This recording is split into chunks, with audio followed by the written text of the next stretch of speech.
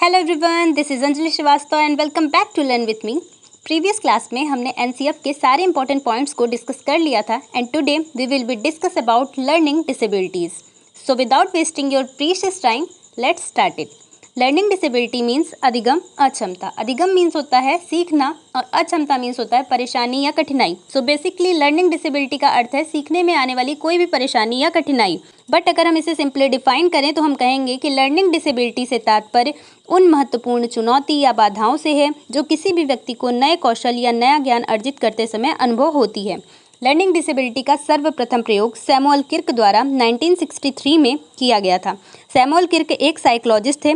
Learning disabilities कई types की होती हैं, जैसे कि ये रीडिंग से रिलेटेड हो सकती है, राइटिंग से रिलेटेड, अर्थमेटिक से, emotionally. So one by one सारी लर्निंग डिसेबिलिटीज़ को डिस्कस करें।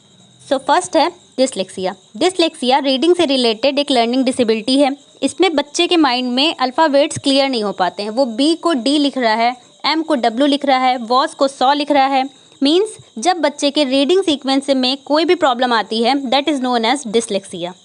नेक्स्ट है डिसग्राफिया। डिसग्राफिया राइटिंग से रिलेटेड होती है। ये लिखने से रिलेटेड एक लर्निंग डिसेबिलिटी है। इसे आप याद कैसे रखेंगे? डिसग्राफिया, ग्राफिया में क्या आ रहा है? ग्राफ। ग्राफ किस पे बनाया जाता है? पेन और पेपर पे। तो हमेशा लिखने की बात होगी, ग्राफ आप बनाएंगे, तो इस तरह से आप याद रख सकते हैं कि। नेक्स्ट है डिसकैलकुलिया। डिसकैलकुलिया मीन्स अर्थमेटिक से रिलेटेड कोई भी प्रॉब्लम हो रही है, जैसे कि बच्चे को एडिशन, सब्सट्रैक्शन, मल्टीप्लाई, डिवाइड ये सब करने में कुछ प्रॉब्लम आ रही है, तो हम कहेंगे कि कैलकुलेशन से रिलेटेड। आप इसे ध्यान कैसे रखोगे? डिसकैलकुलिया मीन्स कैलकुलेशन, ठीक है, और कैलकुलेशन किस में की जाती है? मैथ्स में। तो हम ध्यान रखेंगे कि calculia means calculation, calculation means maths. Next है dysphagia and aphasia. Dysphagia and aphasia दोनों ही बोलने से रिलेटेड एक लर्निंग डिसेबिलिटी है और इन दोनों में काफ़ी कन्फ्यूज़न होता है, तो हम इसे साथ में ही क्लियर कर लेंगे।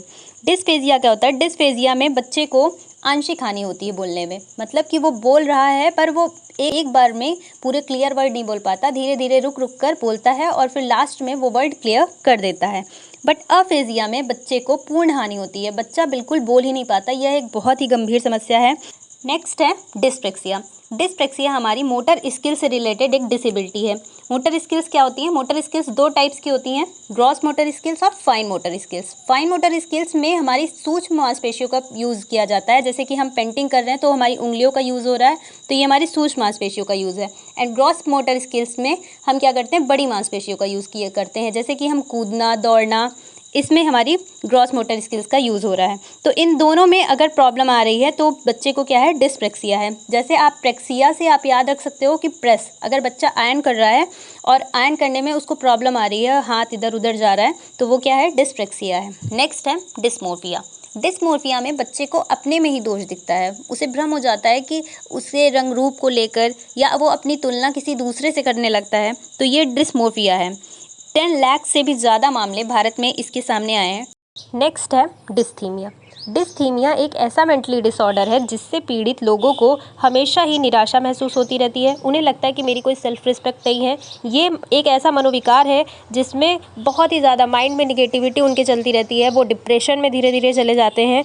तो ये एक हल्का विकार है, बट ये लंबे समय तक, बहुत ज़्यादा टाइम तक चलने वाला एक विकार है। नेक्स्ट है ऑटिज्म। ऑटिज्म मीन्स होता है स्वलीनता। स्वलीनता मीन्स अपने में लीन रहना।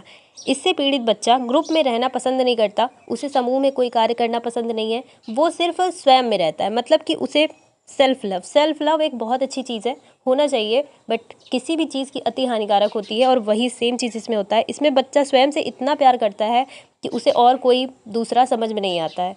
ये न्यूरो डेवलपमेंट स्थिति है जो सामाजिक संपर्क या मौखिक और अशाब्दिक में कठिनाइयों की विशेषता बताती है।